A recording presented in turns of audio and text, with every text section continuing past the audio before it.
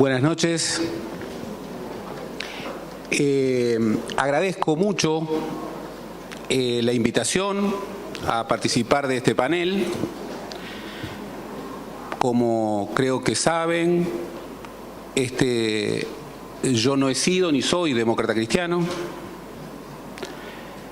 pero siempre me he sentido y me siento muy cercano, por muchas razones. Incluso por muchas razones que supongo y creo que son inherentes a la identidad demócrata cristiana. Siempre ha sido un partido que para existir tiene que estar con otros distintos. Siempre ha sido un partido y una expresión ideológica que tiene que desarrollar iniciativas, emprendimientos, proyectos con otros, casi que como vocación. Creo que eso tiene mucho que ver con el sintagma, con la conjunción de esos dos conceptos que es democracia. No se puede ser democrático solo, para adentro. Se es democrático en relación con otros y en relación particularmente con otros distintos. Y creo profundamente que tampoco se puede ser cristiano de manera radical, que es la única manera de serlo, si no es con otros distintos. Por eso, haber trabajado en el CLAE, por ejemplo,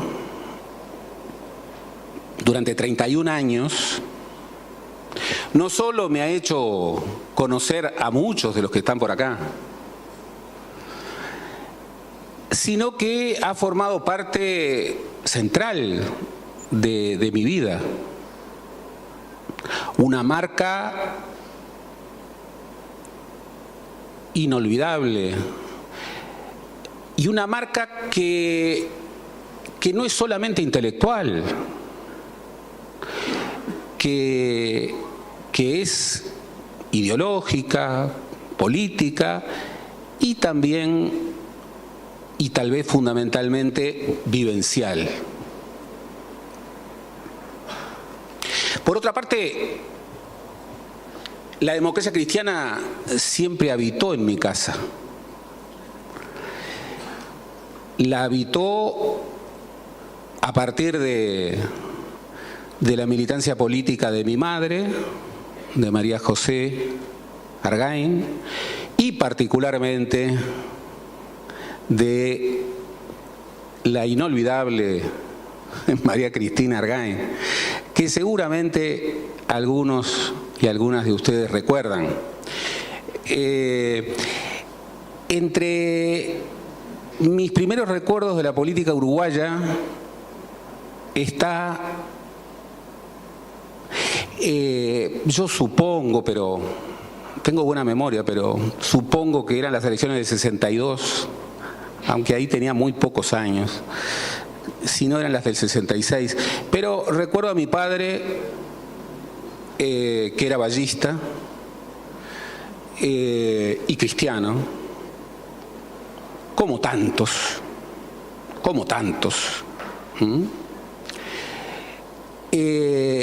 llevándome de la mano a una fila de votantes e indicándome, ¿ves eso?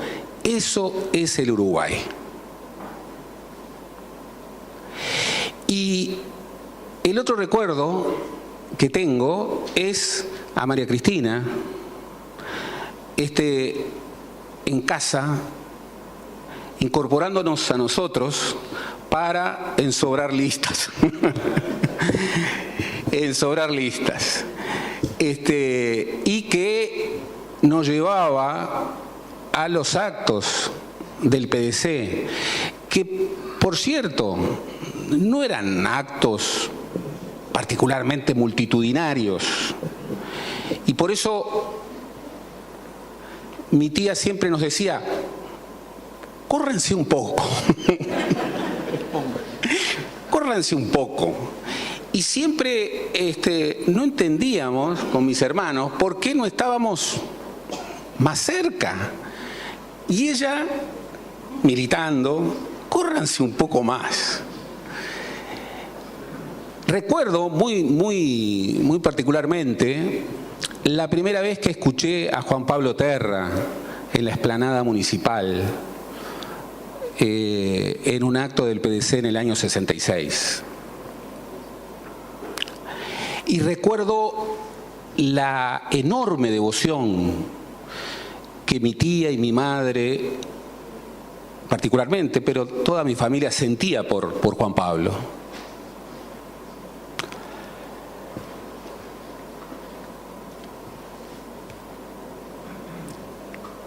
Carlos ha recogido de manera muy precisa el sentido de esta colección y las temáticas de esta colección. Sin embargo, quiero adentrarme de otra forma a algunas claves. En primer lugar, y saludando este emprendimiento que ayuda a superar en una tarea que nunca acaba, porque las penumbras no se iluminan de una vez y para siempre, ¿no? Hay que esclarecerlas permanentemente. Y la vida de un partido, y más allá de un partido, la vida de una expresión política, ideológica, también es permanente, es una permanente construcción que tiene que partir de recoger las raíces, que por cierto son largas, y que siempre nos recuerdan que nada empieza ni termina con nosotros, con cada uno de nosotros. Por eso, recuperar las raíces de la democracia cristiana en el Uruguay es una tarea en la que, sin duda, Carlos y Mario han hecho una contribución formidable, no solo a la historiografía uruguaya, que ya hubiera sido muy importante, a la política uruguaya. Y creo que, por ejemplo, volver a sentir el pulso de las ideas de Mariano Soler, de Juan Zorrilla de San Martín, de Francisco Bauzá, de aquellos hombres que militaban en los sindicatos desde su condición orgullosa de cristianos y que peleaban dentro de las filas de la causa católica contra la hegemonía conservadora que dominó a este espacio, bueno, por casi 70, 80 años, hasta la fundación de la democracia cristiana. Pugna central, pugna que está en el origen de la forja de la democracia cristiana. La democracia cristiana se hace en el rechazo y en la lucha ideológica y política contra los conservadores que querían monopolizar la visión cívica de los cristianos en una perspectiva conservadora del orden establecido.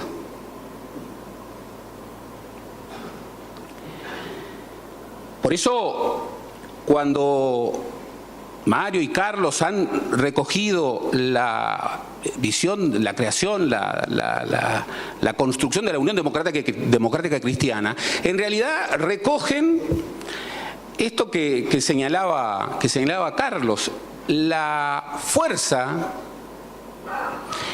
de muchas veces de los derrotados. La cautela que hay que tener para balancear las influencias de quienes prevalecen en un momento y son vencidos en ese momento.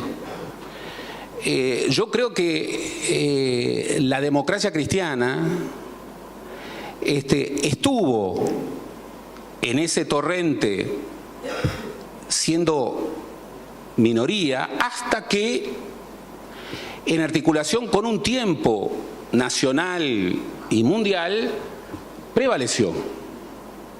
Lo que no quiere decir que esa tensión no haya vuelto a estar presente. Efectivamente, me enorgullezco de que este acto en recordación a la democracia cristiana se haga en el Salón de las Huellas de Sereñi. Creo que es un lugar inmejorable para registrar la hondura de esa definición democrática cristiana. Y también creo que, por cierto, en una forma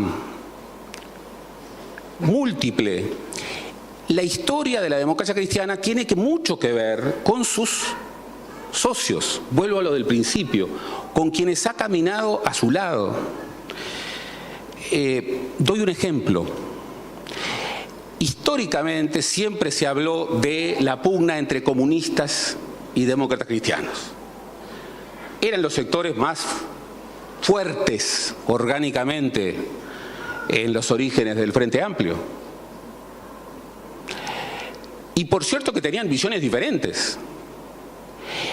Pero no fue sino desde el coraje impresionante de ese diálogo, esa articulación entre Juan Pablo Terra y Rodney Arizmendi, para citar dos referentes, que fue posible construir esa identidad política que tiene, por supuesto, sus luces y sus sombras, y sobre la que se puede debatir mucho hacia atrás, hacia el hoy, incluso hacia adelante, pero que es una construcción política sin la que es ininteligible el Uruguay. No solo porque hoy el Frente Amplio está en el gobierno. Es muy curioso, hasta el 2005 en la página web de Presidencia no había una única referencia en la parte dedicada a historia al Frente Amplio. Lo cual revela toda una concepción no solo historiográfica, sino política. Pareciera como que el Frente Amplio adquirió, o los otros, que no eran ni blancos ni colorados, adquirieron sentido, pertenencia, identidad, cuando llegaron al gobierno. Cuando en definitiva este recorrido de socialcristianos progresistas de larga data es un aspecto absolutamente ineludible en la reconstrucción de esta identidad política. No es casual que otros dos tomos de esta serie estén dedicados, y con un sano discernimiento, a el aporte programático y el aporte ideológico. Hay una primera virtud en ese señalamiento: la diferencia, tantas veces confundida, entre programa e ideología, sin la cual, por ejemplo, es absolutamente ininteligible el Frente Amplio. El Frente Amplio fue, es y será un único programa político, si no se rompe, pero muchas ideologías. Nunca será una ideología. Por eso el error político y conceptual, por ejemplo, cuando se refería, por suerte luego fue corregido, a un congreso de actualización ideológica del Frente Amplio, quienes construyeron el Frente Amplio sabían muy claramente, y así fue posible esa construcción, que ahí la clave, con el elemento facilitador de Seregni, sin lugar a dudas, que ahí había pluralidad de ideas, pluralidad ideológica, pero que había una fragua permanente de construcción de unidad programática y de unidad política. Van pasando los... Yo prometo ser más breve, Pablo. Y la democracia cristiana ha sido particularmente relevante en sus aportes programáticos e ideológicos. Y lo supo ser en tiempos en donde el aporte demócrata cristiano era un aporte difícil, riesgoso. Y ahí la fuerza inspiradora de Juan Pablo Terra, que denunciando la desigualdad sin máscaras y de manera concluyente, prevenía en los años 60, época donde prevalecían muchas veces dogmatismos, contra el uso dogmático de las ideologías. Reivindicaba la premisa de la convicción democrática como un aspecto inclaudicable en épocas de atajos violentistas y antidemocráticos.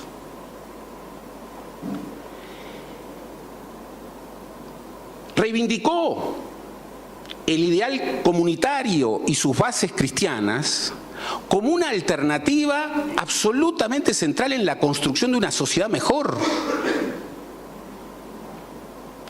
No cayó en el servilismo fácil de,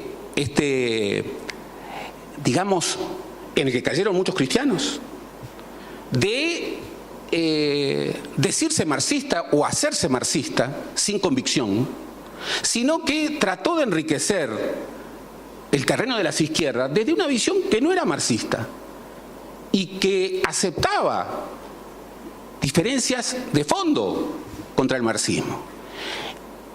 En muchos medios de la izquierda uruguaya, en los años 60 y después, decirse no marxista y reivindicar un sentido diferente de la izquierda no era fácil. No es fácil. Hoy sí es más fácil, porque el marxismo tiene pocos herederos. Se reivindicó la democracia cristiana como un partido de revolución. Reivindicó la palabra revolución, como se prueba de manera palmaria. Pero no cayó en el atajo del revolucionarismo fácil. Incorporó, y esto tiene una vigencia extraordinaria, la noción del desarrollo. Juan Pablo creía en el desarrollo y creía que el Uruguay tenía que forjar una sociedad mejor desde el desarrollo. Y en ese sentido fue un protagonista central de esa década tan difícil por tantos motivos, de esfuerzos que dejaron elementos formidables, como la CIDE, como el Uruguay Rural, como la ley histórica de vivienda y tantos otros esfuerzos programáticos. Pero siempre reivindicó la revolución en libertad y siempre reivindicó la prevalencia del concepto de la persona, que no es el individuo, pero tampoco es el abstracto colectivismo, la persona. Y ahí están las referencias ideológicas internacionales que nutrieron a la democracia cristiana, desde Mounier hasta Lebré, pasando por tantos. También no es casual de que aquí se registre el rol político central de la democracia cristiana en la lucha contra el autoritarismo predictatorial y en la creación del Frente Amplio.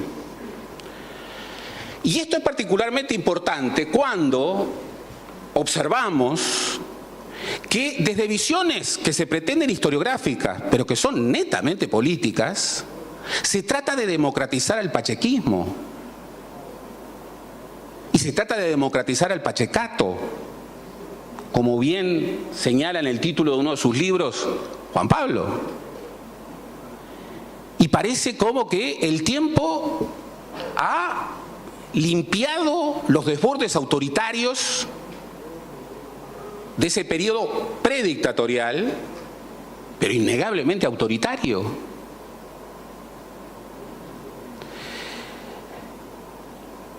Allí se registra la lucha contra ese autoritarismo.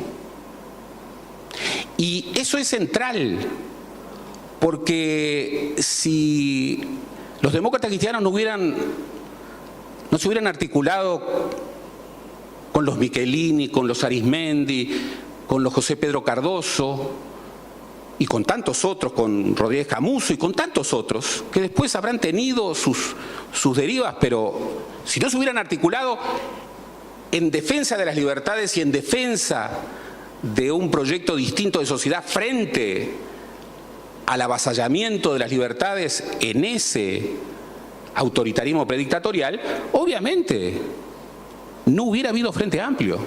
Y también es muy importante y es absolutamente capital el rol decisivo en la lucha de la resistencia contra la dictadura. Créanme, yo tuve la muy triste oportunidad de recorrer los archivos represivos de la Dirección Nacional de Información e Inteligencia y de la Policía Militar. Y los dos grandes espacios de resistencia, no casualmente, eran los espacios organizados, que tenían una actitud de defensa primaria de sus correligionarios, que no dejaron a sus militantes sometidos a la soledad en tiempos de cacería, sino que articularon colectivos que buscaban luchar contra la dictadura, pero protegiendo a los militantes. Y estoy hablando del Partido Comunista y de la Democracia Cristiana. Fueron, y allí quien recorra la documentación represiva lo verá, la Democracia Cristiana muy articulada con los espacios de la Iglesia, pero también con discernimiento de ella. Los espacios de la Iglesia que en tiempos muy difíciles supieron ser hospitalarios para la resistencia no solo de los cristianos, sino de los distintos, incluso de los muy distintos. Lo cual reafirma esa demanda inherente a la condición demócrata cristiano. Y por supuesto, habrá que trabajar mucho más en temas difíciles, sobre los que apenas se recorre, y yo entiendo que haya mucha cautela. La ruptura, el alejamiento, el distanciamiento del Partido Demócrata Cristiano del Frente Amplio en el año 74, polémico, controvertido dentro del partido. ¿Cómo? No acatado, seguramente, sí, no me cabe duda. Y la reintegración también controvertida, peleada, costosa, seguramente dolorosa, al Frente Amplio en el año 84. Y por cierto, yo comparto, seguramente en los próximos tomos se seguirá después del 84, pero allí habrá otras controversias. Recuerdo como un momento muy particular de mi vida, cuando en la convocatoria al voto en blanco, que efectivamente tuvo un protagonismo absolutamente decisivo en la democracia cristiana, que convergió, como bien se señala, con la convocatoria del general Sereni desde la cárcel, recuerdo muy bien que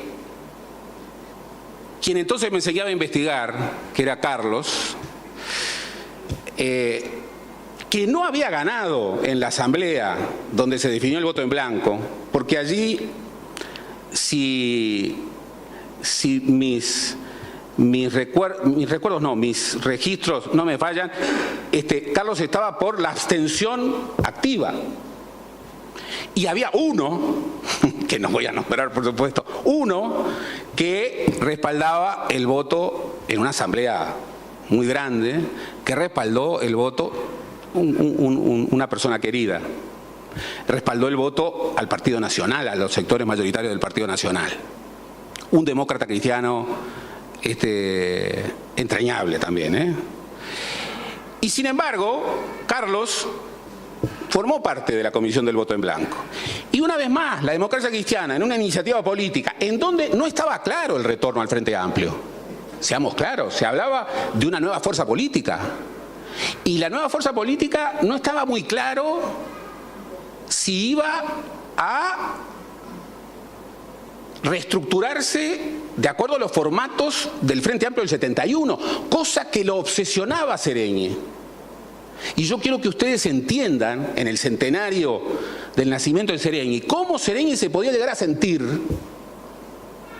aquella noche de noviembre, del último domingo de noviembre del año 82, en donde su convocatoria, junto con la de sectores frenteamplistas, recogía decisivos 85.000 votos, pero que estaban muy lejos de los 300.000 del 71.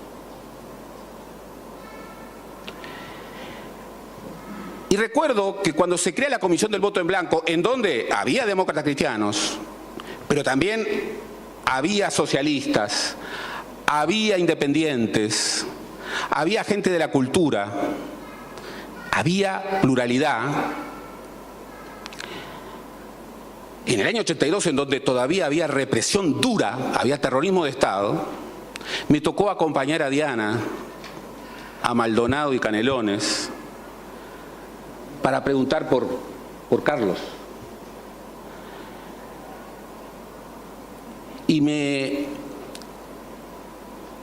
Y tuve que respaldar a Diana cuando un represor, ante la insistencia de dónde se encontraba, se atrevió a decir que estaba desaparecido.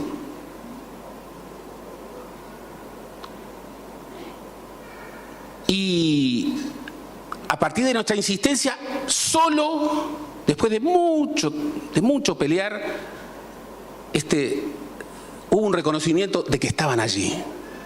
Y allí empezó la segunda etapa del operativo, que era, primero, lograr salir, pero después, lo más difícil del operativo, ir atrás de Diana en Mimearí, para que Diana condujera el auto que Carlos había dejado en las puertas del CLAE